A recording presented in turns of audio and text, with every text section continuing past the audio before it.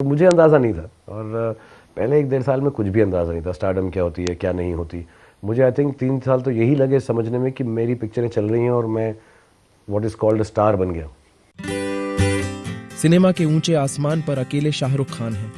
Superhit फिल्मों, यादगार किरदार और दुनिया भर में करोड़ों फैंस के दम पर शाहरुख सिनेमा के शिखर पर पहुंचे हैं, लेकिन उनके इस स्टारडम के पीछे संघर्ष की एक दर्द भरी दास्तान है। जब मदर की डेथ हो गई तो ऐसा मुझे हेमा जी ने फ़ोन किया कि पिक्चर करनी है, तो मैं इसी बात में एक्साइटेड था कि हेमा जी ने फ़ोन किया, लेकिन फिल्मों का ऐसा शौक नहीं था। लेकिन जब उनकी डेथ हो गई तो मैंने कहा 1 साल में आता हूँ, मुंबई रहता हूँ, थोड़ा दिल भी अच्छा हो जाएगा, पेरेंट्स की डेथ हो गई, फिर वापस चले जाऊँगा। मुंबई एक चमचमाता शहर है और इस शहर में कभी तन्हा खड़े थे शाहरुख खान। अभी अभी उन्होंने अपनी मां को खोया था। उनके सिर पर एक लौती बहन की जिम्मेदारी थी। उन दिनों गौरी खान के प्यार में गिरफ्तार शाहरुख जज्बातों के तूफान से भी गुजर रहे थे। साल 1990 का यही वो वक्त था जब शाहरुख की आजमाइश आखिरी सांसें ले रही थी। ऐसा कुछ आइडिया नहीं था कि मैं एक्टर बनूंगा, मुझे फिल्म बनाने का शौक था। मैं जब मैस कॉम कर रहा था वहाँ पे फिल्म मेकिंग कोर्स भी था, तो मेरा शौक था कि मैं वो बनाऊँ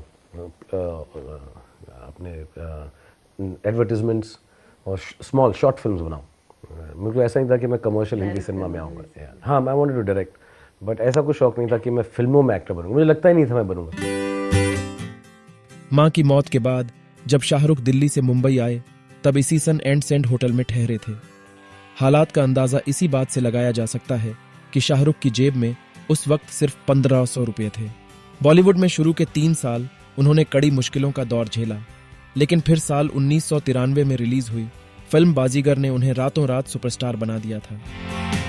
महबूब में मैं शूटिंग कर रहा था किंग अंकल की, राकेश रोशन जी आए अंदर और बेटे यार तेरी वो पिक्चर चल पड़ी यार, बहुत हिट हो गई थी पिक्चर, बहुत बड़ी। तो मुझे तो पता ही नहीं था रिलीज़ हो गई क्या हो गया। तो मैं अपना महबूब में था और उन्होंने कहा, फिर मैं आई थिंक घर जा रहा था तो सलीम अंकल मिले मुझे रास्ते में। तो उन्होंने मुझे बोला 2-4 दिन के बाद, वहीं से मेरा घर था वहीं पे, मैं अजीज़ के घर में रहता था, तो पैदल जाता था। तो जाते हुए उन्होंने कहा भाई जनाब तुम्हारी पिक्चर बहुत चल गई, मैं तुम स्टार बन गए हो।